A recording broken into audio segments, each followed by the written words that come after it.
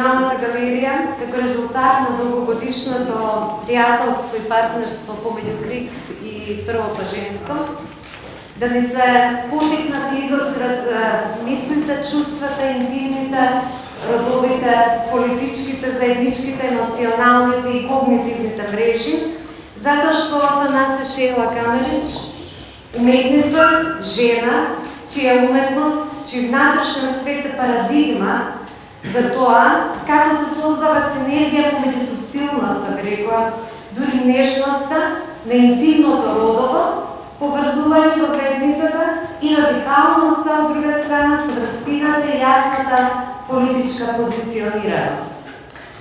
За Шејла Камерич секако дека има многу што да се каже и е кажано и допрва ќе се кажува, но дозволете ми само неколку собствени рефлексии за незината уметност. Таа ги испитува радикалните предпоставки за кореспонденција или микрорелација меѓу формите на телото и формите на општествениот контекст, барем според мене.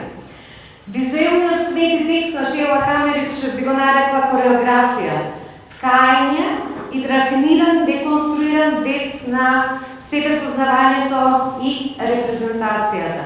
Таа ги истражува на еден феноменолошки начин живото искуство на субјектот и структурите на неговата надворешност.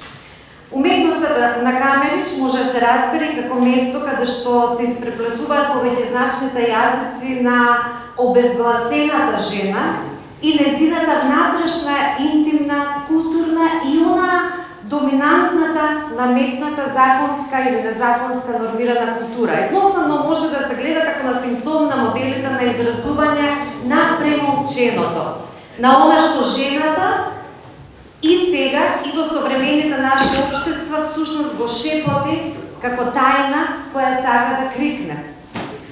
Шејла Камерич го репрезентира телото како феномен, како комплексна разновидна површина што се преклопува, што покажува одредена напнатост која ги провоцира културните норми и неугодното во културата едновремено.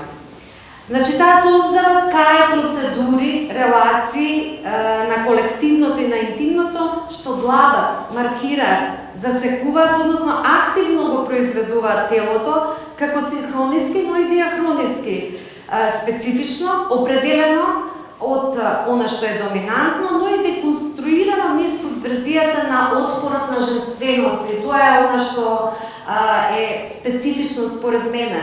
Како отпорот низ женственоста и низ нежноста се манифестира низ уметноста на Шејла.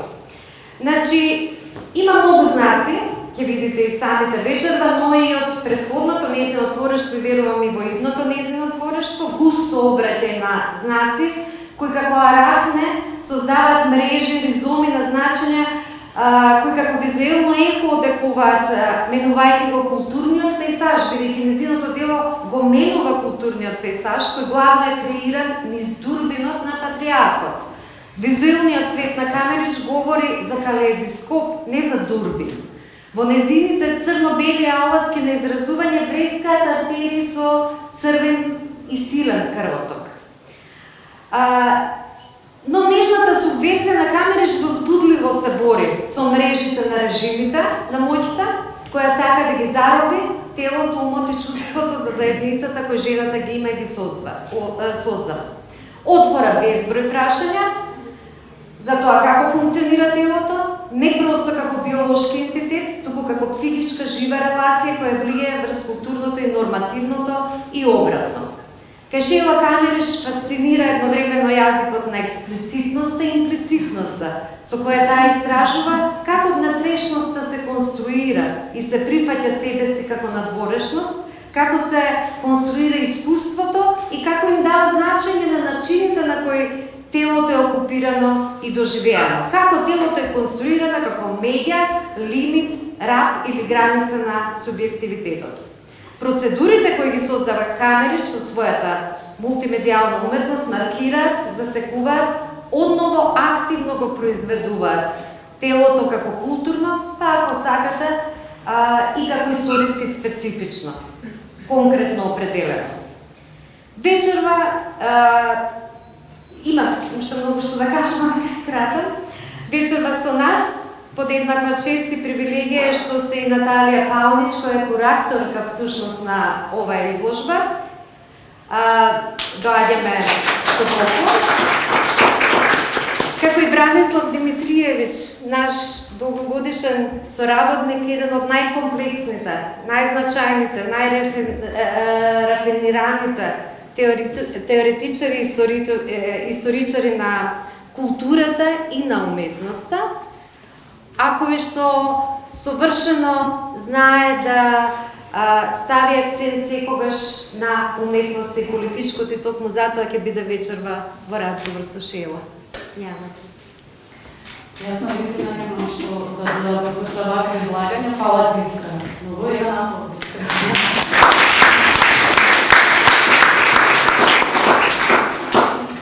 Ти благодарам за овој прекрасен увод.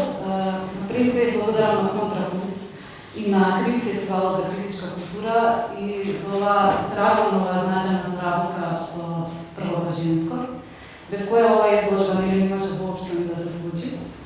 И тоа всушност укажува колку е важно заедничкото работење во независната културна сцена. И благодарам на сите лица овде работени во галеријата кои помогнаа за реализацијата и исто така на другите членови на тимовите на Крик и на Првото женско. Посебно благодарност до целиот тим на Националната галерија за соработката и отстапувањето на овој прекрасен изложбен простор, каде со представувањето на делата на Шила, тие добиваат ново читање, каде просторот во кој се наоѓаме им дава различна своја нарација од другите простори во кои овие досега дела биле изложувани.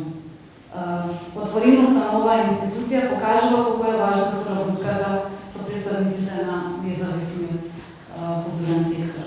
Особено се радувам што имаме Шила Камерич како дел од јубилејното 10-то издание на Фестивалот за феминистичка култура и акција Прво женско. Шила е многу значајна за балканскиот контекст пред се, но и за светот, за кој преку своите дела покринува важни прашања од феминистичка перспектива. Ти благодарам, Шила, што се согласи да бидеш наша гостинка.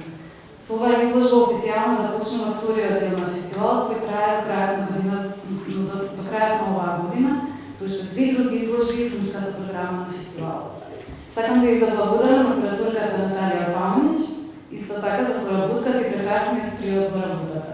По разговорот имаме честа таа да не поведе во поставката. Многу се радувам што ќе имаме често да го слушаме разговорот со Шила и Бранислав Димитриевич, како што кажа искрен наш долгогодишен соработник, теоретичар и историчар на уметноста во Белград, кој прифати да го води овој разговор за изложбата, за што сме му особено благодарни. И на крајот би сакала да се заблагодарам на донаторите кои препознаваат оваа наша работа и фестивалот Прво женско, а тоа се фондот Зигрид Раузинг, фондот за млади феминистки Фрида и фондацијата Крина Толкина. И за крај би сакала да ви заблагодарам вам, кои што дојдовте да го последите овој разговор и да ја видите изложбата.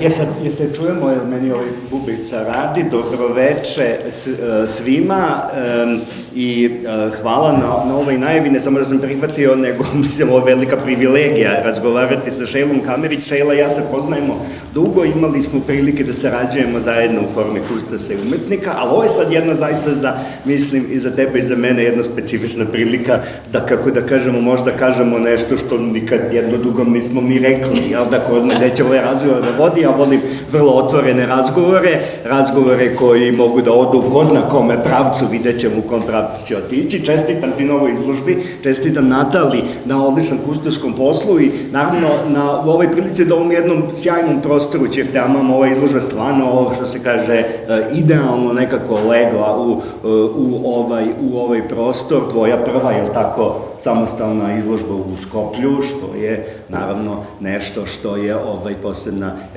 jedna stvar. Sad, da prvo nešto kažem osnovno o samoj izložbi. Znači, izložba se zapravo sastoji iz 3 tvoja novija projekta koji su na neki način umreženi. Jel tako, jedan je ta serija Mother is a Bitch, Majka je kučka, koja je predstavljena bila u prvoj galeriji Oeksteru u Beogradu, tamo sam i priliku da je vidim. Zatim ova serija koje su, zapravo predstavlja te radove sa tkanjem, sa heklerajom, jel da mi kažemo hekleraj, ja ne znam kako je, šta bi bila bolja reč za to. I treća zapravo serija koja se odnosi na sam naziv izložbe. To su novi radovi, kakva je odluka bila da se te grupacije radova na neki način uvežu u ovu izložbu? Ajde da počnemo samo, kako da kažemo, od same koncepcije izložbe. Da, pa za početak hvala za ovakve divne uvode od domaćina, domaćica i tebe, pošto si najavio vrlo otvoren razgovor, sad ne znam gdje će to sve da nas ne znam gdje ćemo, vidjet ćemo. Počinjem ga konzervativno ovako sad. Ne, tačno je. Ovde se spajaju različite moje umjetničke prakse koje zapravo su u suštini i vrlo bliske i ja sam već nekih par godina insistiram na tome da se one povezuju, da to su fotografija, odnosno autoportret kojim se ja bavim već dugo, odnosno koji koristim već dugo, i takozvani, ja to kažem, needleworks, odnosno ručni radovi sa tekstilom. Tako da, kad sam dobila poziv da izlažem u Skoplju i kad smo počeli razgovarati o tom gdje bi taj prostor, koji bi prostor bio idealan za ono što smo naumili, a već smo imali ideju da izložbu Majka je kučka, odnosno Mother is a Bitch, koja je pokazana u Beogradu ove godine u Eukster galeriji, na neki način prenesemo, odnosno proširimo ovde, onda se pojavio, odnosno na iskrenu sugestiju, dobili smo ovako divan prostor i naravno hvala domaćinima Nacionalnoj galeriji koja nas je ovde sjajno ugostila i zajedno smo onda krenuli zapravo da vrlo prirodno, na jedan vrlo ženski način da gradimo izložbu. Bez nekog ustezanja, radovi su se samo sami od sebe tkali i potpuno prirodno dolazili, tako da evo tu je i rad koji je možda najstariji od mojih radova, Missing, on je iz 2014. godine, koji je nastao u nekoj seriji, čak, kao što rekao, među prvim radovima sa tekstilom, koji su onako kao vrlo delikatni i bavi se bolom, nedostatkom, traženjem nestalih na neki način, ženom kao nekom koja je nevidljiva u tom procesu, a zapravo koja nosi svu bol. A i u ovom, zašto ga spomenem upravo taj rad, zato što smo ga na neki način sparili, odnosno napravili taj skoro pa diptih, Natalije i ja u ovom prostoru u kojem on korespondira sa detaljem iz serije Majka je kučka, koja je opet taj detalj oka i tog portreta, odnosno te fotografije, i mislim da upravo ta iako mali segment ove izložbe je dobar uvod u cijelu. I da, upravo kako je Iskra već dala jedan sjajan uvod u tvoj rad, uvek u tvom radu, znači imamo taj odnos nečega telesnog sa nekom vrstom posvećenosti radu koji se odnosi na nešto što se obično podrazumeva za ženskim poslom. Ali bi ja prvo počeo zapravo od Mother is a Bitch, zato što Mother is a Bitch, znači, je na neki način jedan vrlo direktan rad i vrlo jednostavan u tome kako i ti radiš, povezuješ, sudaraš stvari, sudaraš intimno sa nečim što je kulturalni simbol. Znači, u tim radovima koje ovde možemo videti, vidimo, da tvoje telo u nekoj vrsti interakcije sa metlom, sa jednim predmetom koji na tim fotografijama dobija čak neku vrstu faličkog, znaka, ali kao što znamo, metla je jel da, toj tradicionalnom kulturnom obrazcu simbol veštice. I ti si meni, ja bih počeo od toga, ti si meni spričala, jel da, rane u Beogradu, da je to zapravo deo nekog tvojeg istraživanja koji se odnosi upravo na to kako to, otkad je to metla, jel da, postala rekvizit veštice. Znači, kako se to dogodilo da baš metla, jel da, postane nešto što veštice jašu, nešto što je, kako da kažemo, vezano za to, pa ako bi podelila sa nama zapravo tu priču i to tvoje istraživanje odakle metla. Pa da, dio istraživanja je zapravo bila i ta anketa koju sam ja onako vrlo, vodila na jedan neformalan način u razgovorima sa ljudima koje sam sretala. Uvijek sam u priči šta novo radim, zapravo postavljala pitanje šta misliš odakle metla, odnosno otkud vještici metla i zašto jaše metla, zašto baš metlu, jel, zašto je ona, otkud, kad se pojavila i zašto, mislim, ako već pričamo o nekom kao tom predmetu na kojem se leti, zar nije jednostavnije let na čilimu, na primjer, ili zašto nemamo krila pa letimo, mislim, kako smo vještice, zašto, mislim, možemo i tako da se transportujemo. Ne deluje nešto udobno sredstvo za let. I onda je, mislim, naravno, to uvijek razgovor se produbljivao i zanimljivo je to koliko nešto što je postao simbol, opšte prihvaćen simbol za vješticu i što je sad i kroz pop kulturu i na kraju krajeva čitav taj merchandising, te stvari koje su postale suveniri na neki način i vještica, ali drugih, sad, fenomena kao što su Harry Potter ili tako nešto, takvih filmova, uopšte se ne propituju.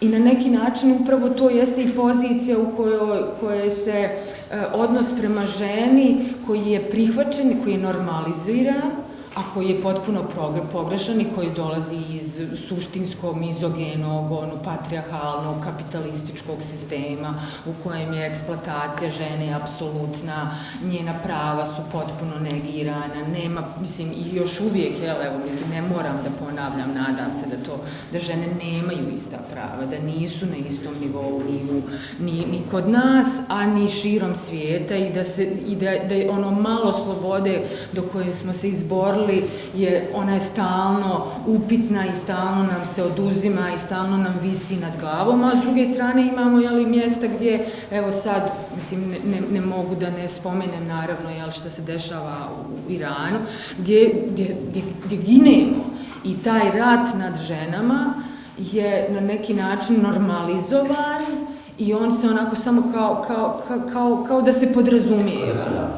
I tu je zapravo dolazi, opet vraćamo se na taj simbol, na tu metlu koja jeste simbol nekog kućnog rada, domestic work, ali koja nije tu radi toga zapravo. I mislim, ona u tim nekim zapisima koji su vrlo naravno, muški prenešeni i sakriveni, jer govorimo o vijekovima i o prošlosti u kojoj nije zabilježeno to na pravi način, jer istoriju pišu pobjednici. Imaju ti slučajevi u kojem kao uhvaćena je da levitira na metli. Pa onda su se one skupljale oko vatre sa nečim poput metli, one su se širile neke priče o tom. Mislim, to su sve spoznaje. To su znači žena kad ne prihvata ulogu koja joj je zadata, ona postaje vještica. Ona je ta koja je prijetnja. Žena oko koje se skupljaju drugi, ne samo druge žene, nego i drugi. Ona je prijetnja, a samo tako se zapravo iznalazi rješenje. Samo tako idemo naprijed. Kad jedna energija je dovoljno, kad zablista, kad da i neku iskru, kad privuče, onda se oko nje skupljaju drugi i tad se dešavaju promjene. I to je prijetnja i to je ono što se treba razbiti, odnosno spaliti na lomači. Stalna prijetnja, znači o ženske osnaženosti i opšte mogućnosti, kako da kažemo, da žene sudjeluju u krajnjoj liniji, kako da kažem, u političkom odlučivanju i da na neki način zapravo posvedoče uopšte o tome šta im se dešava. Ja bi sad, kako da kažem, odmah se povezao taj rad sa ovim Heklerajem, jel da, i u jednom tekstu Elija Muke, je napravljena jedna zaista interesantna analogija između jedne epizode koje postoje kod Sofokla, a posle i Ovidije u Metamorfozama, jel da, ponovio, o Filomeli, ženi koja je silovana i kojoj je onda odsečen jezik da ne bi posvedočila, jel da, o tom događaju, i onda ona zapravo proizvodi tapiseriju, znači proizvodi neki ručni rad kao izlaz, opet nije to jedini izlaz, nego kao prvo mogućnost da se pronađe način da se izgovori i progovori o nečijoj traumi. Taj rad, na primjer, znači ovi radovi sa Heklerajem povezuju neke dve linije, jel da, tvoga rada, ja bih rekao. Prvo je, znači, trauma, polaženje tvoje lične životne traume, koja je na neki način se uvek transformiše u tvojim radovima kao neki novi način da se progovori o tome. Znači, kako ne govoriti o traumi na jedan, kako da kažemo, kako pronaći formu toga govora, jel da? A sa druge strane, upravo ta ideja osnaženja, ideja da se, kako da kažemo, pronađe način izgovora nečega što je duboko politično i što je u krajnjoj liniji vezano za neku univerzalnu stvar. Znači, ti polaziš nekakvog ličnog iskustva i svakako da ti Hekleraji, mi njih prepoznajemo kod evo neke naše kulturne matrice, ovdašnje balkanske, jel da, to su ono što žene rade, da bi, što se kaže, od onoga da bi zapravo, kako da kažem, te živce sačuvale na neki način, do toga da bi ispunile vreme i do toga da im to neki način su i zarobljene tim radom. I da je to nešto što istovremeno, znači, pripada tom nekakvom kulturalnom prostoru, u kome ti upravo i uključuje žene, znači ono što je važno reći, naravno da je tvoj rad participativan, da u svim ovim radovima koje si ti u nekoliko verzija izvela, mi smo to onda u Konjicu imali, a to je izložbi 2012. godine, sad manifesta u Prištini, gde ti takođe učestvuješ, gde se taj Heklerej pojavlja u nekom drugom kontekstu, ovde se pojavlja u ovakvom jednom kontekstu, znači tu postoji određeni kontinuitet, ali taj kontinuitet je upravo vezan i za neposrednu saradnju. Kako ta saradnja sa drugim ženama ide, na koji način zapravo ti radiš sa njima i kako one to sve na neki način osjećaju? Pa, vratit ću se na ovo što si rekao da za to ispunjavanje vremena.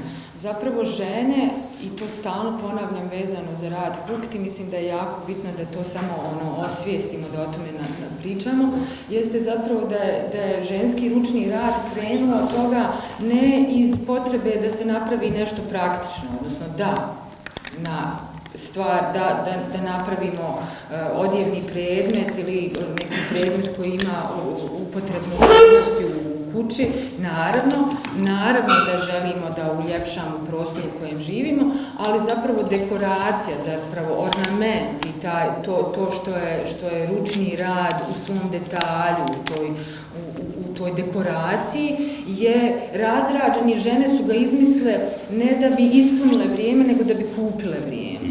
Da bi imale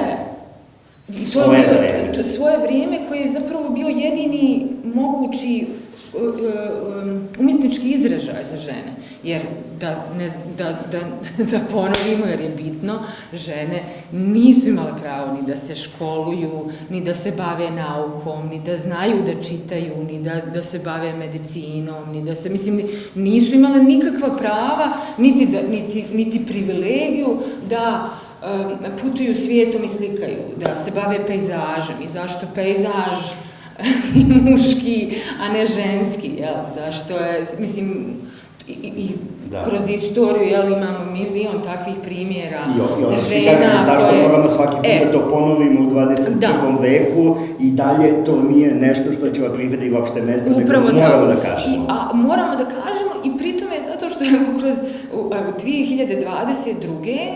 ja koja još, mogu reći ovo, nisam sam umjetnica nekih srednje dobi, ja sam kroz svoju praksu doživjela to da za mene kažu aha, to je malo previše ženski rad, pa to je malo previše, pa to je onako kao to je taj ručni rad, da li on ima tu snagu muške instalacije, skulpture. Kad bi rekao nešto je previše muški rad. Da. Ja to sam nikad nisam čuo da tako. Pa da, ali evo ja mislim, pa naravno da nisi zato što si muškarac, ali žene, upravo to, ali žene su, mislim, mi smo navikle da živimo u tom kontekstu i mislim, u kontekstu žrtve, odnosno onoga koji je preživio, jer se spomenuo to da moji radovi dolaze iz jednog vrlo intimnog mjesta, što je apsolutno istina. Znači, ja sam u tinejdžerske godine provela u ratu kao potpuno istraumatizirana i kao žrtva seksualnog nasilja u kojem nisam bila silovana, ali sam bila napadnuta i 20 godina o tome šutila zato što je bilo veće boli i veće užasa oko mene. I nisam smatrala da je ono što se meni desilo toliko teško u poređenju sa užasom koji se oko mene dešava. I Bosnian Girl dolazi iz tog mjesta, na primjer, ili moji autoportreti i bol koji, mislim, trauma koju ja nosim. 20. opet su 20. i 30. godine u svojoj karijeri isto tako sam provela navigirajući kroz muški svijet, muški umjetnički svijet. I sad u ovim godinama mogu da pričam o stvarima koje čak i da imam snagu da insistiram na tim takozvanim ženskim radovima, na ručnom radu, na tom hekleraju, recimo, kao ti na jednom mjestu kažeš da upravo taj rad heklera krenulo iz potrebe da se napravi nešto što ima svrhu, da? A onda je, kako je ta mreža rasla, ta svrha je postala obsesija. I da se zapravo da se u tom radi nečemu što je zapravo, kako da kažem, prvo ono što si rekla, kako biti zapravo oslobođen i zaražen isto vreme. Znači, tako da taj osjećaj zapravo, na koji način je ta ideja, kako da kažemo, te neke male slobode, znači koji istovremeno zarobljavanje, znači taj nam permanentan osjećaj koji je upravo jedna vrsta, i ženskog iskustva, ali opet i iskustva, kad si sad rekla, ti si na neki način navigirala, kroz nekakav umetnički svet i kao žena, ali također si navigirala kroz umetnički svet kao neko ko pripada ovome podneblju i od koga se očekuje na neki način da se isključivo bavi pitanjima koje se tiču ovoga podneblja. To recimo Nebojša Jovanović u jednom tekstu dobro primećuje, znači ta naša, kako da kažemo, osuđenost, da kažem, kroz taj neki zapadni umetnički svet, zapravo gde se ti ne možeš baviti nekakvom temom koja će biti izvučena isključivo iz nekakvog neposrednog konteksta.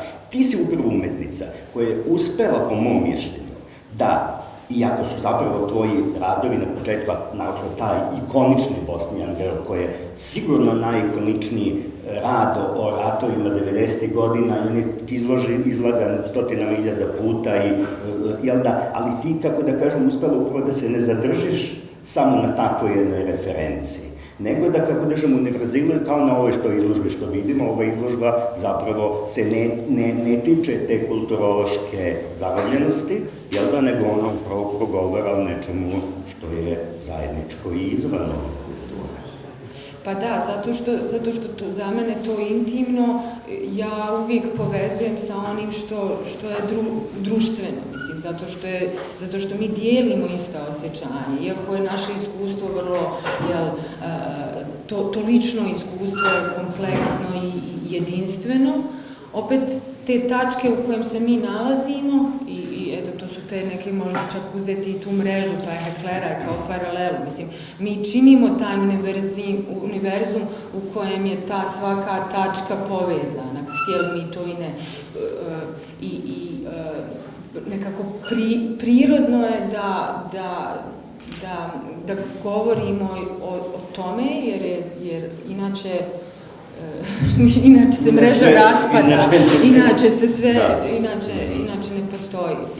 Tako da. I to progovaranje, pa ajde, ti si pomenula, znači, Bosnian Girl, rad koji, kako tebi danas iz ove perspektive, taj rad je neki način, po mom mišljenju, danas nekako, to su mi radovi koji, kako da kažemo, svaki put kad ga vidim, on dobija na nečemu, zato što govori o jednoj vrsti mizoginije i jednoj vrsti kulturalnog rasizma, koji je, kako da kažemo, vezan bio za tu konkretnu situaciju, znači za taj grafit tog holandskog vojnika u Srebrenici koji si ti apropriirala, jel da, ali on,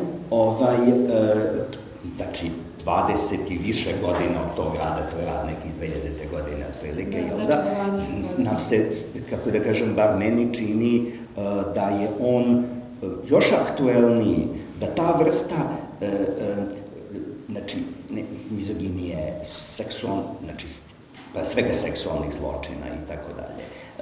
Nešto što je u tom konkretnom slučaju bilo vezano za tu strašnu ratnu situaciju, da je ona sa završetkom ratne situacije i dalje ostala takva ista. Znači, to je i dalje takva vrsta i mizoginije i kulturasizma na koju se nalazi stalno. Znači, taj rad je dalje živ. Kako tebi se čini taj rad? S obzirom da je taj rad toliko poznat, vrte tebi neki način i... Jel da, mislim... Mislim, imala sam različite faze sa tim radom, zato što to sam pretpostavio da si imala jer u nekom momentu, naravno, želiš da pobjegneš zato što je on koncipiran tako da se vrlo direktno bavi jednom predrasudom i samim tim vrlo lako upada u one koji apsolutno koriste predrasudu kao alat. Tako da je on vrlo često bio ograničen na to kao, aha, ti si Bosnian Girl, pa to je to. I zapravo je tu bila moja neka igra sa svim tim. I onda na početku sam naravno to namjerno dala i gledala i puštala. U jednom momentu je naravno počelo to ići na živce zato što vidim da se ljudi koji bi trebali da se odlijepe od toga, odnosno da shvate, stalno vraćaju na to i tako dalje. Mislim, različitih faza je bilo, ali nedavno zapravo se desilo to da u Berlinu godinu, dvije prije pandemije, odnosno godinu možda prije pandemije, se desila neka čudna situacija u kojoj mi dolazi vrlo mlada kustoskinja koja priča o mojim radovima, onako vrlo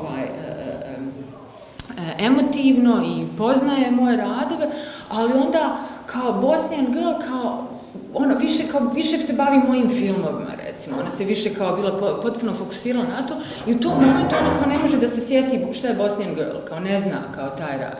I ja zapravo shvatim da ona ima 26 godina i da Bosnian Girl mislim da je tek počela da se bavi i da je i koliko je zapravo na meni odgovornost da ne bježim od tog rada, nego jer sam često na pozive u zadnjih 10 godina bila kao, kad tražiš Bosnian Girl, eto ti Bosnian Girl, u redu, ali sam onda na neki način prestajala dalje da se bavim izložbama, tim kao, puštala to. Nisam dalje ulazila u dijalog sa kustosima, izložbama, institucijama koje to, nego kao, evo vam i... Pa onda vi to stavite i onda se desilo zapravo moment, mislim, jer sve to paralelno se dešava u Berlinu, kada je Herb salon u Berlinu, odnosno u Maksim Gorkom, veliki taj jesenji salon koji oni rade.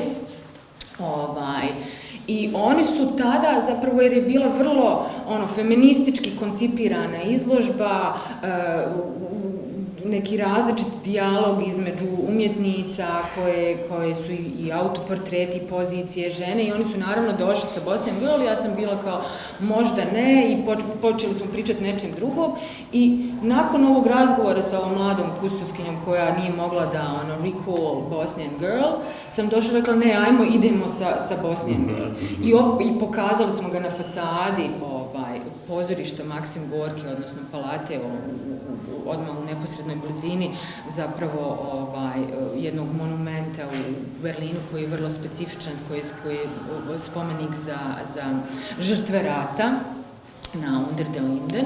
I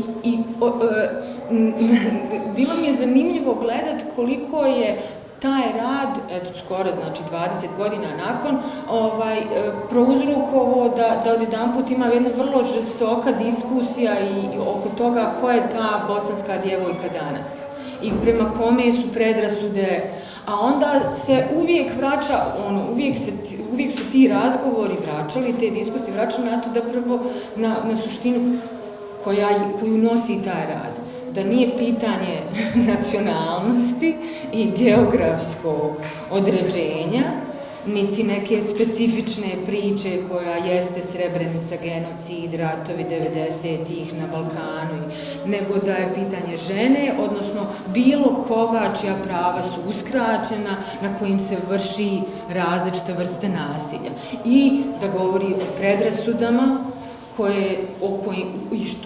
što sam ja od samog početka uvijek ponavljala za taj rad, ali neki su čuli, neki nisu, neki su mogli to da smo mi svi i žrtve i počinioci predrasuda. I zapravo je to užasno.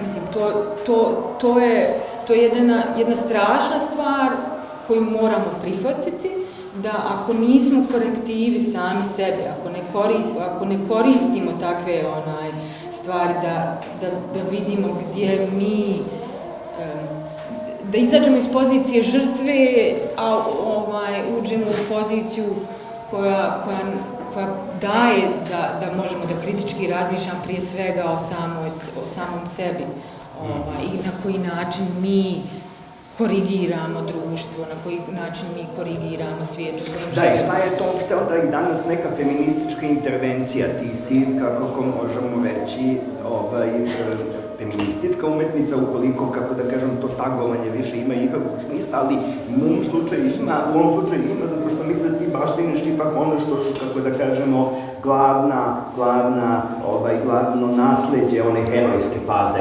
feminizma iz 70. godina, to je ta ideja da je lično uvek političko, da je telesno uvek političko i da tu nema, kako da kažem, razlike. Pa mogu da te prosto i pitam, kako tebi izgleda danas feministička borba? Neko bi rekao, pa feministke žene su možda postigle nešto u odnosu na to herojsko vreme. Ne znam, kvote političke, pa ne znam, tako neke stvari koje su, kako da kažemo, kvantitativnog tipa. Ali me zanima uopšte sad tvoj stav kao, kako da kažem, neke generacije između, jel da, znači, niti si pripadala, jel da, ovoj, kažemo, na prvom talosu feminizma, niti, kako da pripada sad ovom nekim najmlađem možda talosu feminizma. Kako ti danas izgleda feministička borba i sad, da li možda to ima veze s mojim pitanjem, kakva je uloga ovoga rada koji je na izložbi, koji se odnosi na jaknu Melanije Trump? Znači, šta radimo, šta feministkinje rade sa Melanijom Trump? Pa, za početak, ja, kad pričam o tom lično, znači, ja sam u vremenu kad je nastao, recimo, rad kao što je Bosnian Girl, ili kad je Autoportrait Basic, ili kad sam radila neke druge politične radove koji se itekako bave ženom, ženskim tijelom, u isto vrijeme bila žrtva predrasuda feministkinja, jer sam ja manekenka, jer sam ja sa 14 godina bila manekenka i kao to korištenje mog tijela je na neki način bilo problematično, zato što se nisam uklapala u neku borbu i neki narativ koji je u tom momentu bio prihvaćen, odnosno... Nego su te posmatrali da sudjeluješ u nekoj seksualizaciji, jel da, ženskog te. Tako da je meni uvijek zanimljiva ta borba u kojoj si sa periferiji, u kojoj možeš da se poigravaš ti. I zapravo i jakna Melania Trump jeste nešto što nije stvar osuđivanja, nije stvar, jer mislim, ne možemo mi da te predrasude, odnosno taj narativ je simplifikacija tuđe pozicije u kojoj je nešto, u kojem postajemo isključivi, u kojem je nešto pogrešno i mi ćemo to osuditi i nećemo vidjeti ništa dalje. Ali život je mnogo kompleksniji, sve osjećaji su mnogo komplikovana stvar i naše odluke su izgrađene u odnosu na svijet u kojem živimo, tako da svi navigiramo na neki način kroz to.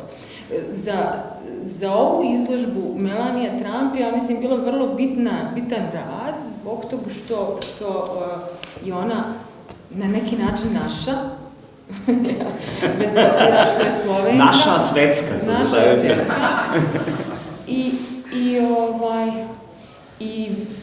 I taj rad jeste vrlo kompleksan. Zato što djeluje kao ogledalo u kojem ti automatski ideš sa predrasudom prema Melanie Trump. A ta poruka je toliko kompleksna koja kao potpuno jeste pogrešna, ali uz to vrijeme taj spin koji je pravljen oko nje, kao da li ona tu poruku napravila zato što nju baš briga za oni koji je kritikuju ili nju stvarno baš briga za djecu koju ona, jer je, mislim, ona, za one koji ne znaju, ona je nosila tu jaknu sa tim natpisom I really don't care, do you, kad je išla u posjet djeci koja su bila razdvojena od roditelja, migrantima koji su, djeci koja su zapravo u nekim vrsti kampova, detention centers, mislim, to su kao neki zatvori za djecu zapravo i nije pogrešno da ih tako nazovemo. Ona je išla da posjeti tu djecu i nosila takvu jaknu i naravno da je to potpuno sve suludo. Ali je to slika vremena u kojem živimo, odnosno čak nije ni vremena, to je slika društva oduvijek, nekog ludila, neke mogućnosti da se nešto tako desi, zato što mi ne znamo šta je ona i otkud uopšte ona da je bitna da ide da vidi tu djecu. Zar nije tu sve pogrešno?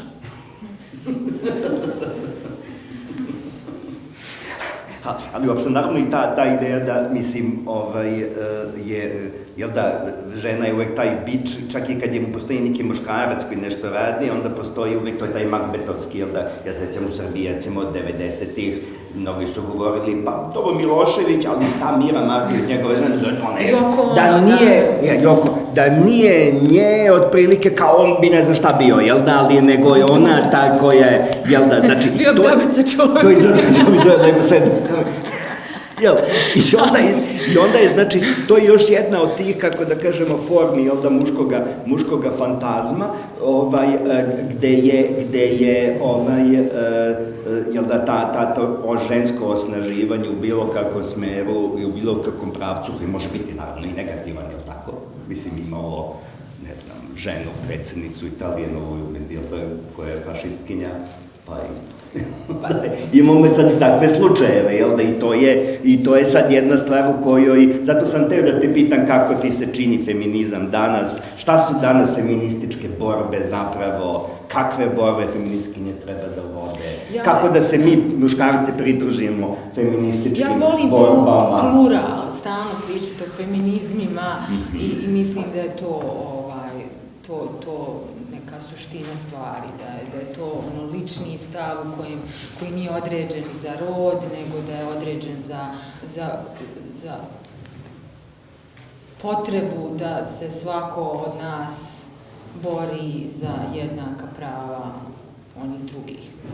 Tako da je to ono što, i uopšte ta otvorenost, ali ono što mislim, zašto, evo da se vratim na izložbu i na vještice i na prošlost, zašto je bitno govoriti o prošlosti je da bi mogli da shvatimo traume i narative koji su naslijeđeni, jer je trauma nasljedna stvar, naučno dokazano i tako, i paterni ponašanja kod žena, tako i kod muškaraca, odnosno svi u nas, jesu iz vremena koji možemo da zaključimo, kako je bilo je pogrešno, jel tako? Jeste, mislim, znamo da je bilo pogrešno, i to je i rasno i rodno, smo živjeli u vremenu u koje su potpune neke nekorektnosti, odnosno pogrešne. Znači, mi se lagano borimo za nešto što bi bilo neko idealno društvo jednakih. Ako dolazimo iz pogrešnog, onda moramo prihvatiti to da mi djelujemo pogrešno, jer smo naučeni pogrešno, jer je to normalizacija stvari. Sad mi trebamo to unlearn, da ne zaboravimo, nego upravo da naučimo da ono što je naučeno treba da se dekonstruiše i da sad imamo neki novi način na koji djelujemo. A vrlo često iz tog nekog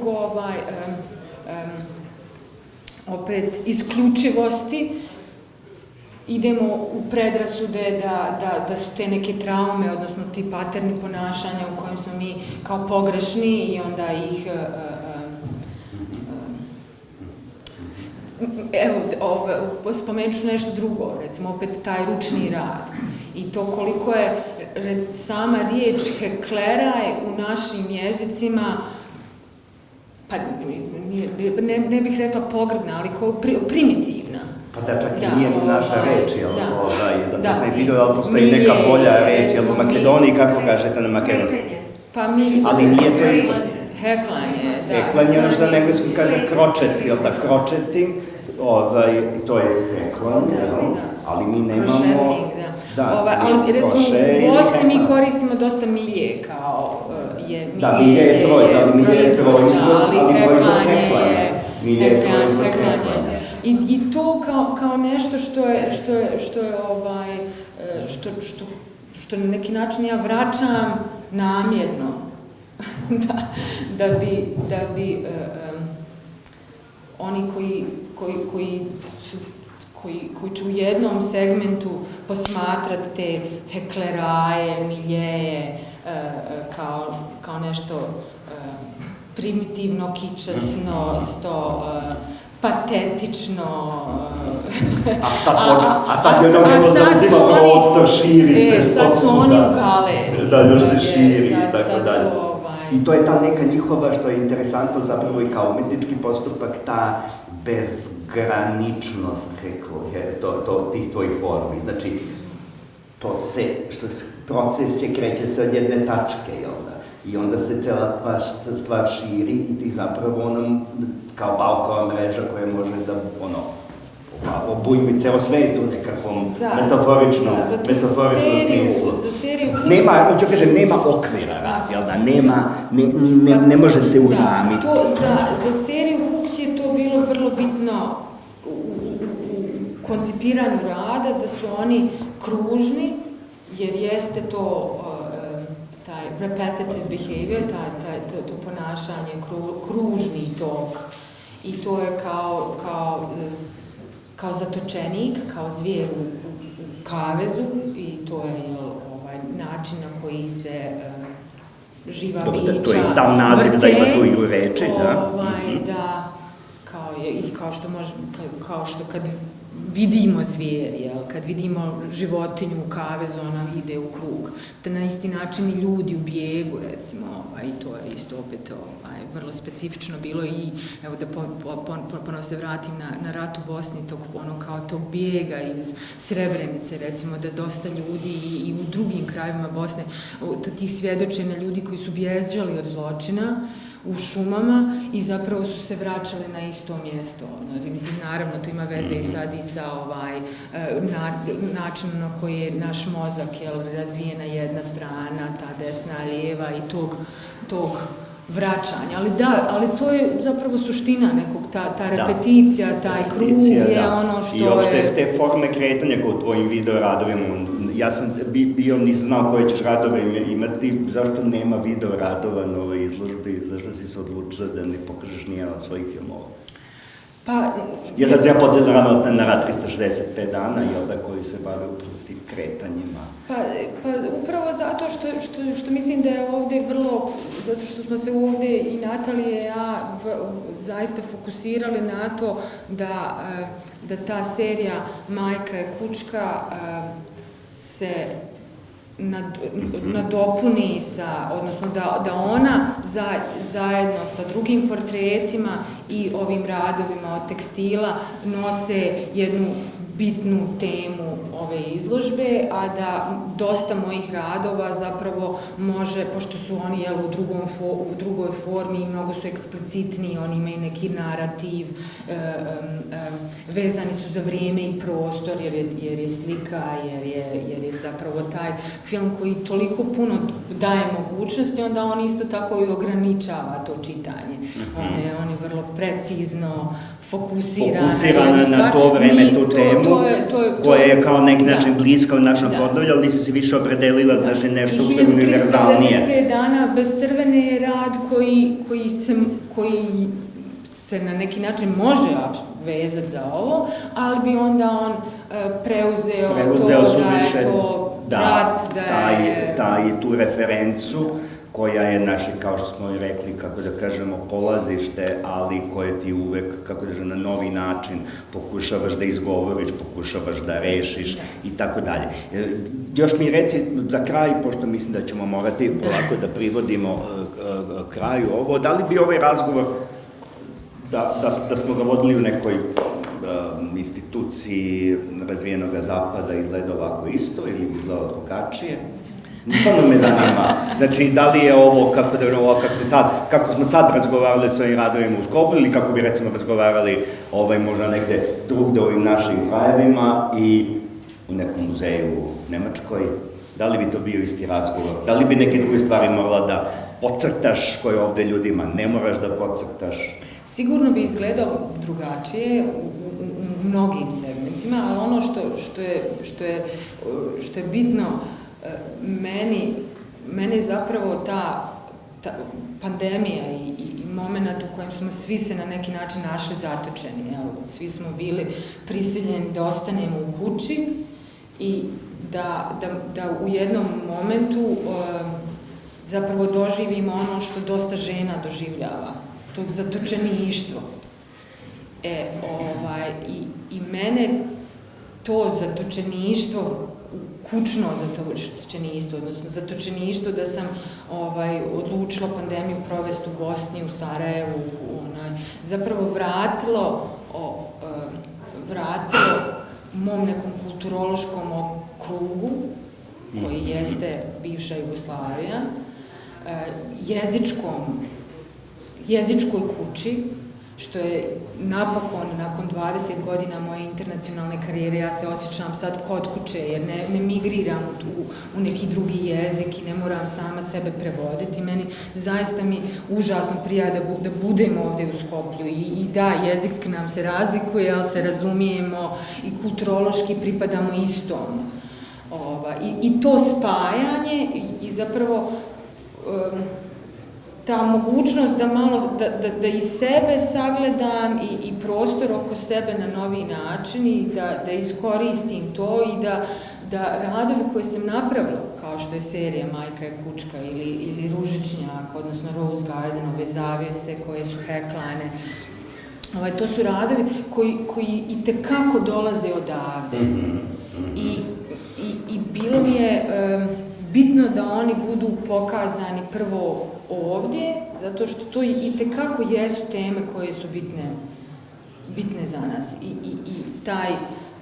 ta naknadna čitanja koja će sigurno doći, koja dolaze iz druge perspektive, ali u kojoj ću biti ja opet bosanska umjetnica, odnosno umjetnica koja dolazi iz istočne Evrope, sa Balkana i dobro mi je da to malo razdrmam i da to više nije tako čvrsto viđenje, jer je dugi niz godina je to upravo tako bilo. I vjerujem da ne znam da li bi bilo manje publike na zapadu ili bi bilo više publike, ali mi je stvarno jako mi prija da vidim da je ovoliko ljudi ima strpljenja da nas sluša i da ste došli da vidite izložbu, tako da hvala vam i ako ima neko pitanje... To je upravo ja sam to upravo teo, s obzirom da smo tačno ostavili da bilo bi dobro ako naravno neko iskoristimo Šejlinu priliku, izvolite ako ima pitanja iz publike. Ako ne, to isto u redu. Nemojte nikako kao nije drama ako nema, jel da tu smo, krećemo se, evo što se kaže još jedan put, dva put, Iskra, nešto si htjela ti da dodeš, ili ima neko pitanje? Evo pitanje, izvolite. Ček samo mikrofon ili bez? Pa mi se čujemo možda zbog snimka jedino, ako je se snima. Mene zanima ovaj Rose Garden, da li ste vi to sami radili sve rukama, ste imali pomoć drugih žena? Iako jeste? Da, to je dobro pitanje zato što sam ga preskočila, Branko mi ga je postavio, a ja sam otišla u drugom pravcu. Da, ta participativnost u izradi radova sa tekstilom je za mene jako bitna. Sve radove koji su heklani su rađeni u saradnji sa različitim ženama koje su i na različitim mestima i ta zapravo komunikacija i neko prijateljstvo i intimnost koja se desi u kreiranju rada za mene jako bitna. I taj posebno je bilo u kontekstu ovih zavjesa zato što je nastao u pandemiji i tog onog što je možda očigledno, ali jeste tog nasilja koje se dešavalo iza zavjesa u kući i opet nekog prostora koji smo mi u pandemiji, te žene i ja, jer je bilo mnogo više žena, tu su 3, ali je bilo neki 15-20 žena s kojim sam ja surađivala da bi to nastalo. Tog nekog prostora koje smo mi dijelile i neke energije koja se utkala u taj rad. A koliko je dugo trajalo cijel proces i ko se naučila heklat? Ko je mene naučio heklat? Mene je naučila heklat moja rahmetile tetka Amira u ratu, a znam i plest, znam i vest, znam i šit i jako puno vremena je trebalo. Recimo, za ove sad ne znam tačno koliko sati, ali najveći hukt mrežu koja je pokazana na manifesti u Prištini, ona je 12 metara u prečniku i za nju je trebalo 120 sati. Hvala. Izvolite još jedno pitanje, Nebojša.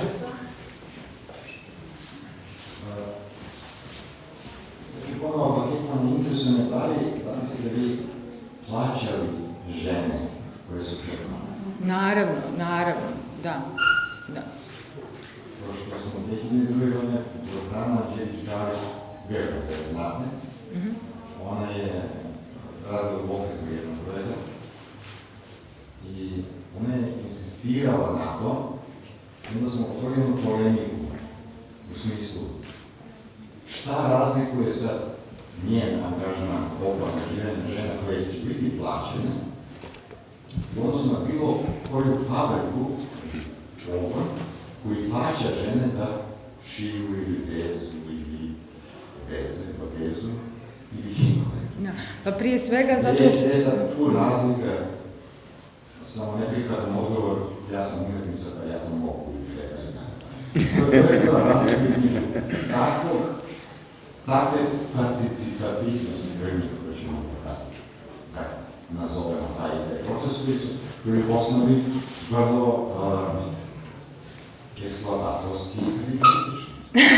Bez razlike ko plaća te žene. Pa ja ću vam samo reći da je Samo još jednu sekundu. Sasvim bilo drugačije da su sve te. Samo ne prihvatam odgovor, ja sam umetnica pa ja to mogu i treba i tako. Znači, koja je bila razlika između takve participativnosti prvnih koje ćemo tako nazovemo taj proces koji je u osnovi vrlo eksploatatorski i kapitalistični. Bez razlike ko plaća te žene. Pa ja ću vam samo reći da je... Samo još jednu sekundu. Naprimjer, sasvim je bilo drugačije da su sve te tri žene, koliko je bilo, 15 njih, sada tu. Ili u Prištini. Ili gde god se taj grad izlaže. Da. Pa to, ovo što vi govorite je vrlo muška pozicija. Ja se izvinjam. Uzmite posteri koji što може и понатаму или да ги користите и да прочитате повеќе информации за изложбата, но пред се би сакала да ја најавам, ќе ве замолам само пресиднете уште една минутка. Пред се би сакала да ја најавам кураторката на изложбата да ве поведе малку, Наталија Паунич, изволи.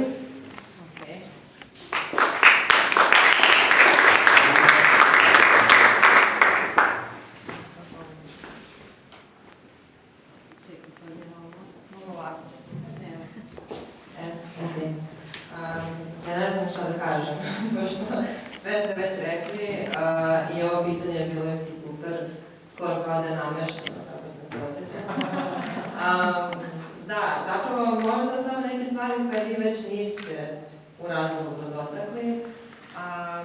Pre svega to za veštice, mislim da je bitno pomenuti šta su veštice, a to je zapravo to su žene čije se postojanje ne ravna samo prema muškarcima, odnosno žene koje su nezavisne, emancipovane, neodate, nemaju decu, žene kao što sam ja, na primjer, ili žene s druge strane koje su bolesne, stare i koje se zbog toga ne mogu seksualizovati. I to u stvari dovodi do druge teme ove izložbe koja je malo manje bila pomenuta, a to je ta objektifikacija žene. I samo sam dala da ukažem stvari na to kako se kroz predmete na neki način žensko prisustvo metaforički predstavlja. I jedna od stvari koja nije pomenuta je centralni rad ove izložbe, po kojoj je ovaj naslov zapravo dobijen. I to je rad koji ćete vidjeti ovde sa moje leve, vaše desne strane, koje je Šela započela pre nekoliko godina, mislim, ali sada ima novu verziju tog rada. U pitanju su dečje ženske gaćice. To je donji veš koji se devojčicama zapravo plasira od kada su jako male i ono što je simptomatično za većinu nas devojaka koje smo kupovale takav veš je da se na njemu nalazi uglavnom jedna mala mašna koja sugeriše onako tiho da smo mi u stvari neka vrsta poklona, da je naša seksualnost poklon za neku drugu osobu. I Šela se u stvari poigrava tom temom tako što tu mašnicu spušta na mjesto klitorisa koji služi isključivo za žensko zadovoljstvo. Vidjet ćete taj rad ovdje. Ne znam da li sam još što htjela. Htjela sam još nešto, izvinite, da. Vezano za feminizam i za herojski period feminizma, to je isto bilo jedno od pitanja tokom ove preskonferencije koju smo imali juče. I mislim da je samo važno setiti se da time što se otkriva pozicija žene, ne znači da se skriva pozicija muškarca i da feminizam nije tu da umanji muškarci na neki način, već da razotkrije taj patriarhalni kapitalistički sistem koji je poguban po sve nas, zato što koristi hijerarhiju koja na kraju dana eksploatiše nejednakosti koje sam stvara. Tako da, eto, to je sve što bih